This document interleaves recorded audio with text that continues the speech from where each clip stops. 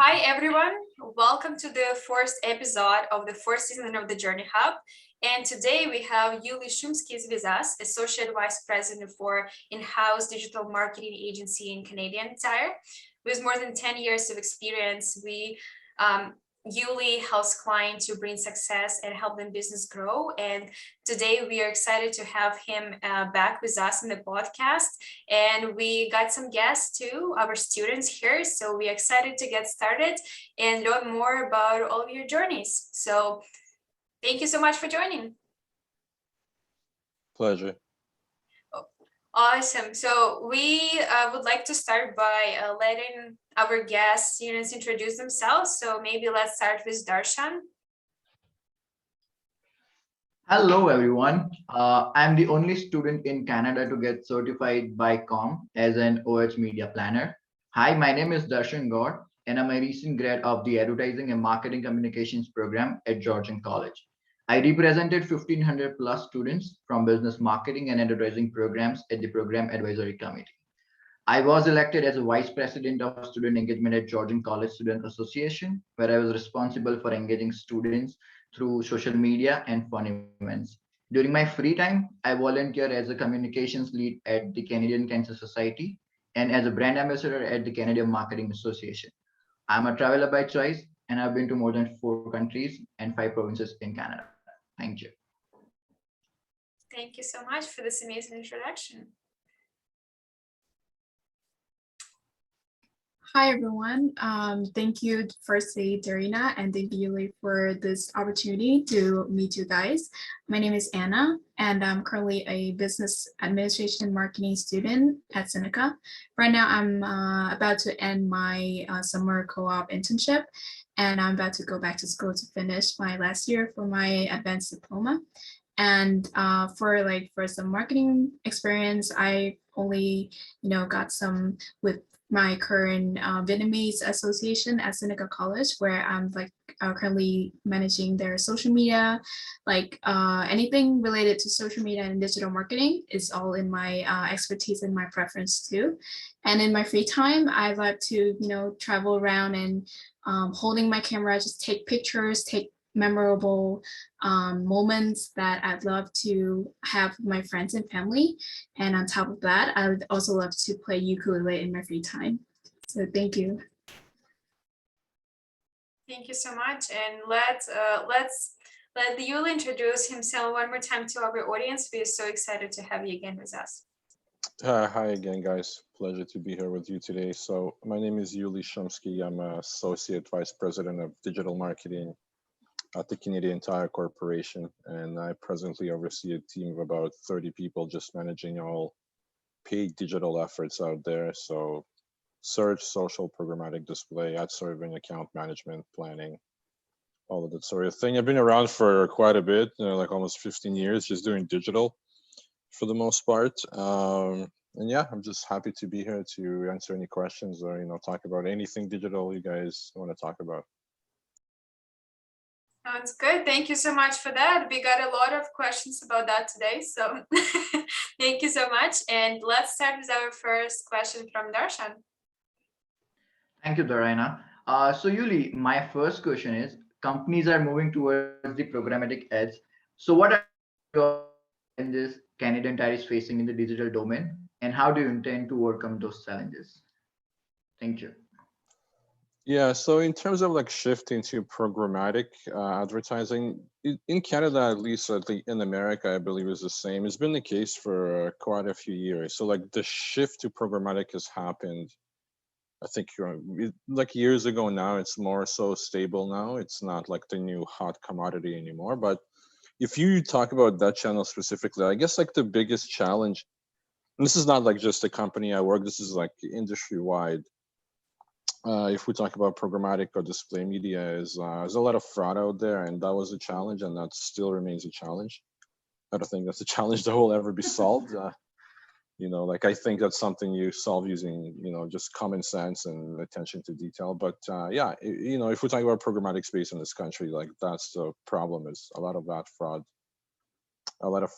that happens. And another thing is with a lot of the new digital consumer privacy regulations coming out, challenges becoming analytics and targeting. So if you talk about like the challenge for right now for the future, it's the new privacy implications that really change how we're going to target and measure anything that we do online. It's going to change how we think about it. Yeah. Thank you, Yuli. Thank you so much. And actually, I guess a question on me, because I'm getting into more paid right now. And so do you think this challenging with confidentiality and all those privacy issues would continue in the future too? Yeah, I think yeah, like I wouldn't call it like a challenge, a long-term challenge. Like it's a challenge now because it's it creates an obstacle to like how we do stuff, like just really speaking, and more so it forces us to rethink how we do it, like how we measure and like what is actually important. There's a lot of stuff in digital that you can measure that don't necessarily make any difference for any decision making or anything like that. And I think us going away from some of those things will actually be beneficial, and we'll come up with better ways to build a plan and execute it and measure it that makes more sense, like in terms of like how marketing is supposed to work. Like I went to school for marketing, I have a marketing degree, and I can tell you straight up the way digital marketing works is it's a little bit broken. Like a lot of some stuff in it are not real. And it's interesting sphere because marketing is not science, right? Like it's not physics, chemistry, or math, but you have a lot of numbers in marketing. So people will make it seem like it's a science, and they will use numbers to make it show whatever they want to show, because it's not physics. Like in physics, gravity is always the same, and in chemistry, elements are always the same. But in digital marketing, when you start using numbers and marketing formulas, you can write a novel. And I think the stuff that's happening now will cut a lot of the novel sources out, like tracking people and measuring last click and that sort of thing. So I think it's good. That's awesome. Thank you so much for that. So let's move to our second question from Anna. All right, thank you, Darina. So, Yuli, I have questions about because I know you have lots of experience with digital marketing and like moving forward. So, how do you feel? Because I read about the facts that I read long ago about Facebook being like one of the most being the most active social media platform on the internet. So, what do you think? Would you think that digital marketers, they just gonna invest more in Facebook ads, or they just gonna divert their ads into anywhere, any place else? Yeah. So really good question, and it's true. Like Facebook does do well in Canada. Just to give you a bit of context, and I know like this might sound shocking to you guys, but if you take any major Canadian company, like major, I'm talking about like if you take like Ford Motors or like TD Bank, or like Walmart, like any major company, it's almost for sure that at least maybe 80% of their digital marketing dollars are already split half and half between Google and Facebook, and 20% is like for everything else. Just for context. So Facebook gets a lot of money already. Now, all these platforms, they have an interesting ways of asking for more money, and it's always, or not always, but it's oftentimes built around experimentation and like measuring stuff. So like doing lift studies, doing A/B tests, split cell tests, and how much more money any of these platforms can get sometimes depends on like how many more stories they can tell that sound great, right? Like initial stories would be like, hey, I can show you out to millions of people. That's great. But then, like story evolved, I can show you out to a million of people, and I can measure A versus B, and then I can do million people, A versus B, and then I can do incrementality testing. So like you're just coming up with more ways to ask for more money, but really you're targeting the same amount of people. And for Canada, because our population is like it's not small, but it's not massive. Like you get a lot of reach between Google and Facebook to the point that some other platforms may look like I don't need it. Like, sure, it makes it's might be good marketing principle to kind of test in other platforms, which people do, but it's not like nobody really has a testing or growth schedule of them like taking money from Facebook and putting somewhere else. Normally it's the other way around. It's like, where are we going to get more money to put into Facebook? And like Facebook and Google get a lot of money already. And it's interesting to watch, like not a lot of people get to see, so I'm a bit fortunate from my position. I see it, like I see them, I don't want to say fight, but constantly looking for more ways to try to tug the money here or there, right? Like Facebook will come up with something, Google will come up with something, and they will go to the same client and they will try to, like tell the story and position it in like a value added kind of form, like you have to do this, this will make your business better, which, like, sometimes it does, sometimes it doesn't, but that's how yeah, if you work for a platform and you're a salesperson, like that's your thing, like you're a Facebook or a Google salesperson, you don't say anymore, oh, Facebook does so well or Google does so well, like that doesn't even matter anymore. It's like, what else can I offer to my client that somehow will make them feel better or make their business better? And that's how a lot of money, goes around these days. Oh, wow. Yeah. Those are amazing insights. Do you agree, Anna? Yeah, for sure. Like I didn't know it until you said that.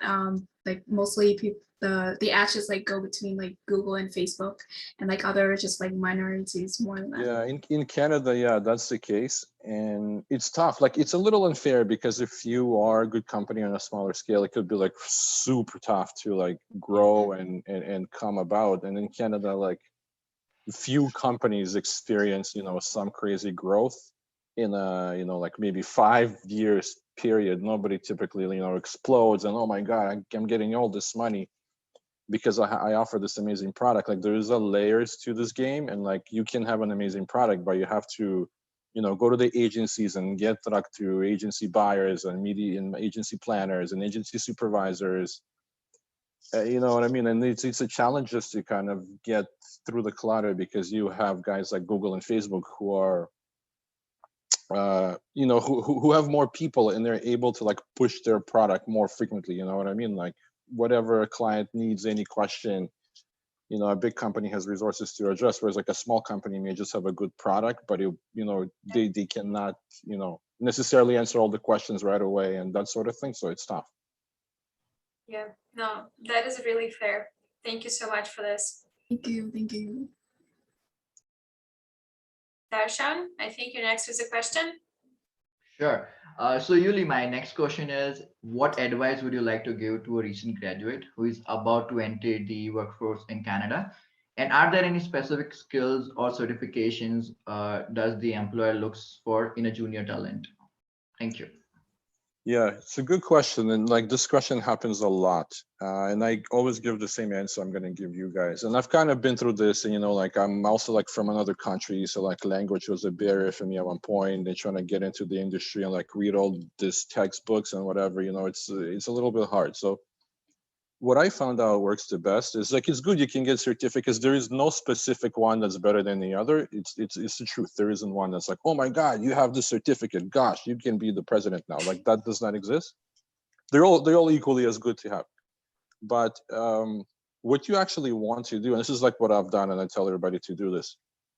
Take like $50, $100, get like a Visa prepaid card, whatever. If you have a credit card, whatever, is good too. Go into Facebook, go into Google, open an advertising account on one screen, open the help file on the other screen, and actually set up and run a campaign. Doesn't matter if you spend $10, $5, $50. It's just, you need to get a sense of like how stuff works and what to do, what to click on. When you go to a job interview and say, for example, like you're interviewing for a team like mine who uses all these platforms every day, and we come across a lot of people who just like, yeah, I have a certificate. And I'm like, everybody does, but what would you do like if this happened or that happened, or like how does this work? And people just don't know because they don't have like the hands-on, they've never tried, which you can't really do unless you actually run a campaign. And that's what probably like set you guys apart. I've done it for myself. Like, I used to just be in one stream. Like I used to be in a stream of odd ops, and then I was in a stream of programmatic, and they're all great, like to know. And I wanted to expand. So what I did at one point is I took my own money and I put it into Facebook and just ran campaigns, my own campaigns, promoting my groups, my hobbies. And as I was doing that, I understood like how it works. And then I understood that, wait, like programmatic and social, the way it works is like, it's the same. Yes, And then agree. just knowing that, I went on to try other things. Like I learned about email, I learned about like ecom, like how an ecom site works. And I'll tell you guys, like 85% of all those platforms, all those front ends, they work exactly the same. So if you want to like impress people with when you go to an interview, or if you have a job and you're like talking to people, you want to make a good impression, like take time to have some hands-on understanding. Like I'm not saying experience, because you're not gonna make experience spending 20-30 bucks, but you'll have an understanding and a visual, like, oh, this is how it works, this is what these people do. You'll get like credibility and respect like a lot faster. Like when people show up to an interview and they'll tell you, like, it'll be like 1 in 20 fresh like new grads who like, yeah, I actually opened a Google account, yeah, I actually played with Google Analytics. And I'm just like, why do people not do this a lot more? Everybody shows up with a certificate, like everybody has a certificate, but certificate is not gonna help you to understand what you have to do when there's a billing problem, right? I You agree. know what I mean? Like you have to, and there's a lot of things that you will learn only by putting a bit of money on your own into a platform and just seeing how this thing works. What do I click on? What comes out at the end? It's the best way. I think this is a really great information and useful tip, Yuli. So if I talk about my experience, and even I was having a problem with the changing the Facebook billing threshold limit. I had gone to YouTube and different sources help page of the Facebook, and it took me around 2.5 hours to just complete that, change the threshold limit because there was some bug problem. So I think this is really great information, and thank you so much for answering my question. Yeah, of course. Do it for everything. Like, see, like you learn by troubleshooting a mistake. If you just go and run a campaign, you're gonna run into so many things you're gonna have to like figure out. So you have your campaign on one side and you have the help file open on the other side Yes. of the YouTube tutorial. This is how I've done it. Like this is straight up. I didn't take any digital marketing classes, universities. Like, first of all, there was none of that when I was like in your position, but even afterwards, because I said, if I want to advance my career, I'm going to try all these things. I'm going to put 50 bucks here, 50 bucks there. And then when I went to job interviews and people would say, hey, you have like ad ops experience, you have programmatic experience, but we're looking for somebody to run that and search and social. And, that's where I felt my gap was. And once I, went out there and just did these things on my own, I put them on my resume and it's fine. Like, I'm not lying, I did it. But what helped quite a bit is like in the interview, when people ask you about it, I can give them the answers as if I do this every day, just because I have a visual of how it works. I agree. Thank you so much, Yuli. Now, those are actually great pieces of advice. And for a second, I was thought that we would do it like as a highlight when we do the announcement to share it with everyone and get people excited at how much information they can get from this episode. And then I decided not to do that. I'll save it for later for everyone else to watch the whole thing. But it's actually amazing advice. And I think that you're right, because a lot of people are hearing about getting certifications, stand out with certifications, and now everyone is doing that, so it's not really standing out anymore. So doing something like that you just mentioned, that really can help not only like get an understanding what you will be doing in a job, and if you like it, if you can actually do it, but actually helps you to even more prepared for the job. So that is amazing. Thank you so much. And yeah, let's move to our next question. I have so many questions, but if we have time, I'll save it for later. So I'll let everyone to ask first. Sure. Thank you, Dorina. So to like just like let's talk a bit more about like work-life balance, because like I know that since you're a VP and you have lots of other businesses and works to in your life. So how do you balance like between like work and between like your personal life and your work life? Is it like difficult, or do you have any specific tips for us? Yeah, so there's a couple things that help, and they do come with experience. So like one piece is understanding how long something could take, and second piece is being able to explain to people when it will happen and why it will take this long. And the second piece is called managing expectations, right? So you may ask me, you may get a request. I will say, hey, I need the report, and that's it. And a lot of people are like, oh my gosh, this must be urgent, it's coming out of nowhere, like, let me get on it. And they'll end up working late at night because they weren't able to say, hey, can you wait till tomorrow morning, right? Like, and these are the things that like So I know, like, especially like junior or younger people think, oh, I don't want to do that. It's going to make me seem like bad or whatever. But if you don't do it too much, and it's like, you can tell people like when you will do it and what goes into doing it. Like, you explain to them what it takes and when they can expect it. It's totally fine. Nobody will think you're lazy or you don't want to do it or you take too long. It's like if you don't communicate anything at all, then, well, if you just say, I'll do it whenever, then there's problems. But if you get back to somebody, say, hey, I can't do it now, I'll do it tomorrow, I'll do it next 24 hours, this is what I have to do to make it. That sort of communication totally helps you balance like work life load. Absolutely. Yeah, for sure. I think that I used to have like the same problem that you mentioned. So as like just like a new person who just want to impress everyone in the team, I'll just like take up a lot of works and maybe somehow can say that, oh, I can do this for you today, but I end up being, sending it late, other than just like sending it in time. So I was just like, I would just think that your advice is really important for someone as just new as me and other, other young marketers that just want to like do a lot of works, but they kind of have difficulty between balancing between their work life and their personal life. So thank you. Listen, I'll tell you, like, honestly, I tell you, like, managing expectations is a really, really good and important skill to have. I would much prefer to deal with a person who will tell me, hey, I will do this tomorrow because blah, blah, blah, blah, versus a person who will say nothing. They will stay up late. They'll do it tonight, but they'll make mistakes because they're also working another, you know what I mean? Like, if I know it's going to come tomorrow and that's the only thing you're going to focus on, I'm okay with that. If I don't hear anything back and then I get something from you at, like 11 o'clock at night, and I open it and it's, you miss something or whatever because you try to do it fast, you know what I mean? Yeah. Then that's a problem. Then you look bad. Like, you think, oh, I'm just gonna, do it tonight. I'm not even gonna ask any questions. I'm just gonna boom, boom, boom, hammer it out. This is gonna make me look great. That's not the case every time. You know what I mean? If you think it's better for you to focus on it because there's detail or it's important or maybe it has to do with money or planning or something, I'm like, okay, I need some time. I have that time tomorrow. I can focus and do it tomorrow. If you tell me that's the case, like, there's no problem at all. And then I know that, like, you're able to communicate and manage expectations, which means, like, for somebody like me, that's a good skill because, for example, like, I can put you, like, say, if you're on my team, I can put you in front of clients. I'm like, oh, you know what I mean? This person is not afraid to tell people, yo, relax a little bit. Tomorrow, this will happen. That's really important, so none of you guys should be afraid of think it's bad. It's actually good. And, like, if somebody sees you like that, they'd be like, that's respect, and that's the kind of person I want, because they're able to hold down the fort while able to focus and prioritize. So For sure, some goals are there.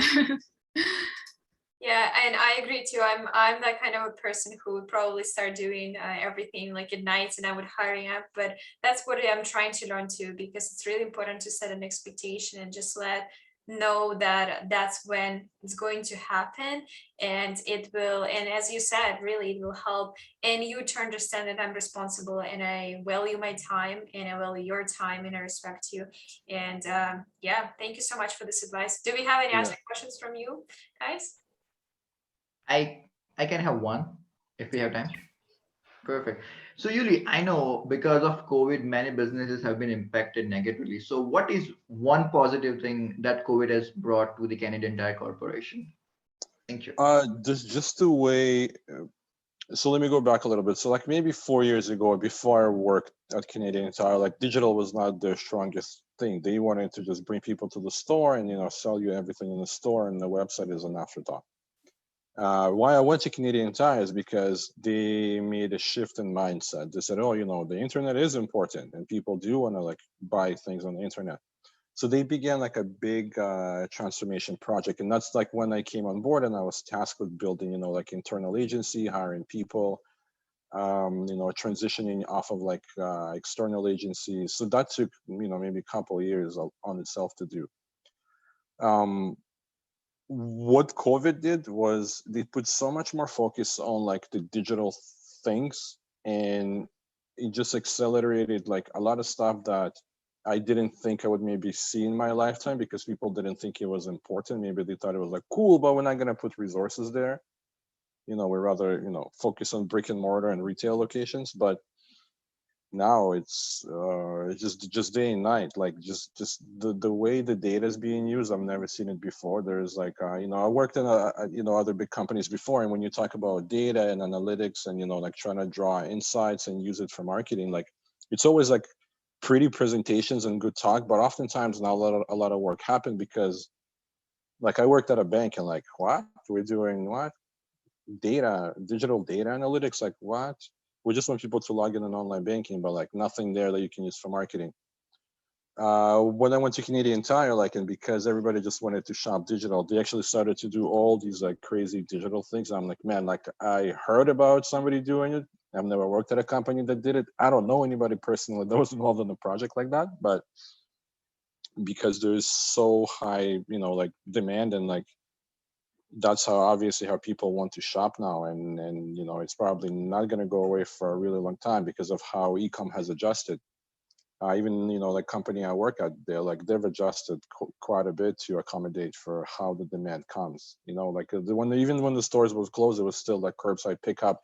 It became like a whole, almost like a logistics thing, where a store began to operate as like a warehouse or distribution center versus like a retail location. And there was quite a bit of integration between like a physical and e-com, because the website is operated by the corporation, but the stores are like ran individually. There's like a store manager, and to make the two work together, like I've never thought I would see something like that anywhere in my life, at least in Canada anyways. I know. Even I was working as a sales representative at Canadian Tire at the Barrie location. And I know before COVID, it was all customer walk-ins, but during the COVID, like during the month of March, April, there were many orders which were the curbside pickups. So I know like there's a complete shift from in-store to online. So I think the digital team at Canada has done some amazing work. And even today, like even if I open my YouTube, I still get the Canadian Tire Triangle Mastercard ads on my YouTube. So I think it's something amazing which your team is doing. Thank you Thank so you, man. I much. appreciate that. There's a lot of work. I know. There's a lot of work. And just so you guys don't ever get discouraged in your journey, like quite a bit of my team are people from other countries, right? From all over the world. So That's Canada's great place for that. And, I can tell you that myself. And not just like my team is all sorts of people, all sorts of background. Oh, that is amazing. So what we have like 2 minutes left, and I'm sad we have only 40 minutes today, but what would be one thing that you would recommend to our students and maybe our audience as a new grad or like as a student? What would you recommend to do to kind of stand out and succeed in this COVID world? Yeah, get some hands-on, guys. Like get some hands-on, doesn't matter how little it is, how much a little money you want to spend in a platform, because if you want to get into digital marketing, the best point of entry is using the platforms and understanding how it all comes together. Because like if you want to move on after like with a marketing career, understanding how the platforms work and how they make sense will make you a better planner and better strategist. You'll be able to manage expectations better, do reports better, present better. It all comes into one big story, and the more of it you're able to put together, the better you will be off in this industry. And at least for me, like the better way to put it all together was just put a bit of money here and there, and try it all out, and be able to like what can happen sometimes, like what used to happen to me is I would go into a big meeting and somebody say, hey, who is the digital person in here? And I'd be like, it's me. And I would just do programmatic, and I'd be like, hey, I'm digital. And they'd be like, okay, so what's going on with the email? What's going on with social? And I'd be like, I'm just programmatic. And they're like, are you digital or are you programmatic? Like people just didn't care.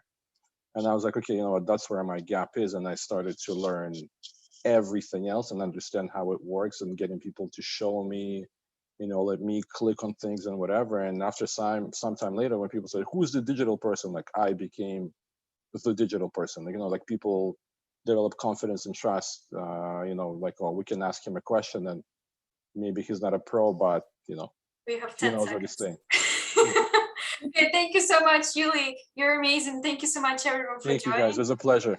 Thank you. Thank you Thank so much. We'll Bye. hopefully catch up soon. All right. Thank you. Take care. Bye. Thank Bye. you. Bye. Bye.